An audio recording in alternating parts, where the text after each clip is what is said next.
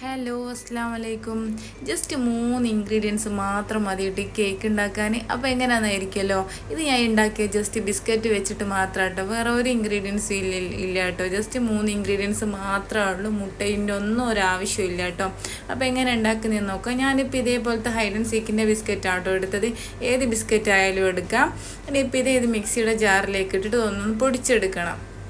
നല്ല ഫൈനായിട്ട് പൊടിയണം കേട്ടോ, ഒട്ടും കട്ടയൊന്നും ഇല്ലാണ്ട്. ബിസ്ക്കറ്റിന് തരിതരിപ്പില്ലാണ്ട് നല്ലോണം പൊടിച്ചെടുക്കണം. ഇതില്ലേ ഈ കേക്ക് എന്താ പറയുക, നമ്മളെ കുട്ടികൾക്ക് പോലും സിമ്പിളായിട്ട് ഉണ്ടാക്കാൻ പറ്റും കേട്ടോ. ഭയങ്കര സിമ്പിളാണ്. എന്താ പറയുക, പെട്ടെന്ന് കേക്കെല്ലാം കഴിക്കണം തോന്നുന്നവർക്ക് വേഗം ഉണ്ടാക്കിയെടുക്കാൻ പറ്റും. അപ്പോൾ ഇതാ ബിസ്ക്കറ്റ് പൊടിച്ചിട്ട് ഒരു ബൗളിലേക്ക് മാറ്റിയിട്ടുണ്ട്.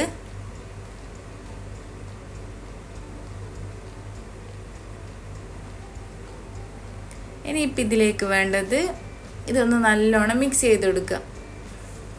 ഒട്ടും കട്ടയൊന്നും ഇല്ലാണ്ട് നിൽക്കണം കേട്ടോ. അപ്പോൾ ഒന്ന് മിക്സ് ചെയ്ത് കൊടുക്കുന്നുണ്ട്. ഇനി ഇതിലേക്ക് രണ്ടാമത്തെ ഇൻഗ്രീഡിയൻസ് ആയ ബേക്കിംഗ് പൗഡറില്ലേ, ഒരു ടീസ്പൂൺ ഇട്ട് കൊടുക്കുന്നുണ്ട്. 1 ടീസ്പൂൺ തന്നെ മതി, അതിൽ കൂടി പോകരുത് കേട്ടോ. അതും കൂടി ഇതിലേക്ക് ഇട്ടിട്ട് നല്ലോണം ഒന്ന് മിക്സ് ചെയ്തെടുക്കുക.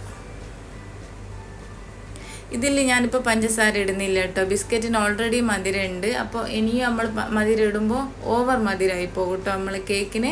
അപ്പോൾ ബിസ്ക്കറ്റിൻ്റെ മധുരം തന്നെ കേട്ടോ ഞാൻ ഇട്ടിട്ടുള്ളൂ. ഇത് നല്ലോണം ഒന്ന് മിക്സ് ചെയ്ത് കൊടുത്തിട്ടുണ്ട്. ഇനിയിപ്പോൾ നമുക്ക് വേണ്ടത് നമ്മളെ മൂന്നാമത്തെ ഇൻഗ്രീഡിയൻസ് പാലാട്ടോ. 1/2 കപ്പ് പാലും കൂടിയും വേണം. അപ്പോൾ ഇത് ഈ 3 ഇൻഗ്രീഡിയൻസ് വെച്ചിട്ടാട്ടോ ഞാനിപ്പോൾ ഇത് ഉണ്ടാക്കിയെടുക്കുന്നത്. വളരെ പെട്ടെന്ന് ഉണ്ടാക്കിയെടുക്കാൻ പറ്റും കേട്ടോ. പാല് കുറച്ച് ഒഴിച്ചിട്ട് മിക്സ് ചെയ്തെടുക്കണം കേട്ടോ. മുഴുവനായിട്ട് ഫസ്റ്റ് തന്നെ ഒഴിക്കരുത്. ചിലപ്പോൾ 1/2 കപ്പിൽ കുറച്ച് കൂടിയും കുറഞ്ഞു എന്നൊക്കെ വരും കേട്ടോ. നമ്മൾ ഓരോരുത്തർ എടുക്കുന്ന ബിസ്ക്കറ്റിനനുസരിച്ച്.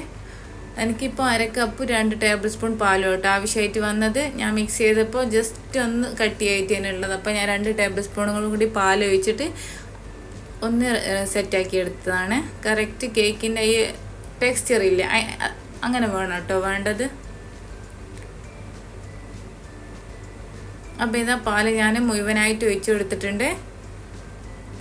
എന്നിട്ടിപ്പോൾ ഞാൻ മിക്സ് ചെയ്തപ്പോൾ ഒന്ന് കട്ടിയായിട്ട് തോന്നിയിട്ടുണ്ട് കേട്ടോ. വല്ലാണ്ട് അങ്ങ് കട്ടിയായി പോകരുത്. ഈ ബാറ്റർ ഭയങ്കര ലൂസും ആയി പോകരുത് കേട്ടോ. ഞാൻ നിങ്ങൾക്ക് കാണിച്ചു തരുന്നുണ്ട് കേട്ടോ എങ്ങനെയാണ് വേണ്ടതെന്നുള്ളത്.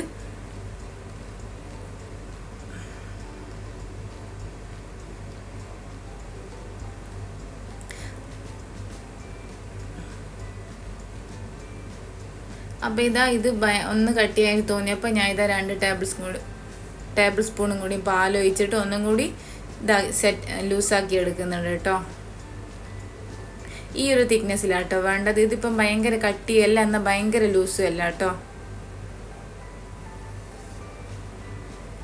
ഇനിയിപ്പോൾ ഒരു പാത്രം എടുക്കുക. നിങ്ങൾക്ക് ഏത് പാത്രം ആയാലും കുഴപ്പമില്ല. നമുക്ക് എമ്മൽ വേണമെങ്കിൽ ഇത് ബേക്ക് ചെയ്തെടുക്കാം കേട്ടോ. ഞാൻ ഇതേപോലത്തെ ഒരു സോസ് പാനാണ് എടുത്തത്. അതിൽ ബട്ടർ പേപ്പർ ഒന്ന് വെച്ചെടുത്തിട്ട് ഓയിലൊന്ന് ബ്രഷ് ചെയ്ത് കൊടുത്തിട്ടുണ്ട് കേട്ടോ. ഇനിയിപ്പോൾ നമ്മൾ കേക്കിൻ്റെ ബാറ്ററില്ലേ അത് ഇതിലേക്ക് ഒഴിച്ചു കൊടുക്കുന്നുണ്ട്.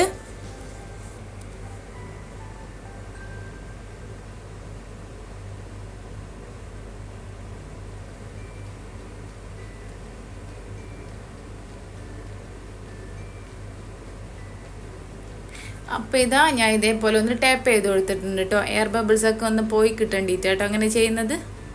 ഇനിയിപ്പോൾ ഇതിൻ്റെ മൂടി അടച്ചു കൊടുത്തിട്ട് ഈ ഹോൾസും കൂടി ഒന്ന് അടച്ചു കൊടുക്കുന്നുണ്ട് കേട്ടോ. ഇനിയിപ്പോൾ ഒരു പാത്രത്തിൽ ഒരു എന്താ പറയുക സ്റ്റൗവിലേക്ക് വെച്ചിട്ട് ആ പാത്രം ഞാൻ ഒരു 10 മിനിറ്റ് ചൂടാക്കി എടുത്തിട്ടുണ്ട്. എന്നിട്ട് ഇതൊരു 30 മിനിറ്റ് ഒന്ന് കുക്ക് ചെയ്തെടുക്കാം. അപ്പോൾ നമ്മൾ നല്ല സൂപ്പർ ടേസ്റ്റി ആയിട്ടുള്ള ബിസ്ക്കറ്റ് വെച്ചിട്ടുള്ള കേക്ക് ഇവിടെ റെഡി ആയിട്ടുണ്ട്. നല്ല ടേസ്റ്റ് ആയിട്ട് കഴിക്കാനും ഭയങ്കര എന്താ പറയുക നല്ല സിമ്പിളായിട്ട് ഉണ്ടാക്കാനും പറ്റും. കുട്ടികൾക്കൊക്കെ എന്തായാലും ഇഷ്ടപ്പെടും. അപ്പോൾ എല്ലാവരും ട്രൈ ചെയ്ത് നോക്കുക. എന്നിട്ട് ഫീഡ്ബാക്ക് പറയാം. അപ്പോൾ വീഡിയോ ഇഷ്ടമായി ലൈക്ക് ചെയ്യുക, ഷെയർ ചെയ്യുക, സബ്സ്ക്രൈബ് ചെയ്ത് സപ്പോർട്ട് ചെയ്യുക. മറ്റൊരു റെസിപ്പി പെട്ടെന്ന് വരുന്നവരേക്കും ബൈ. Thank you.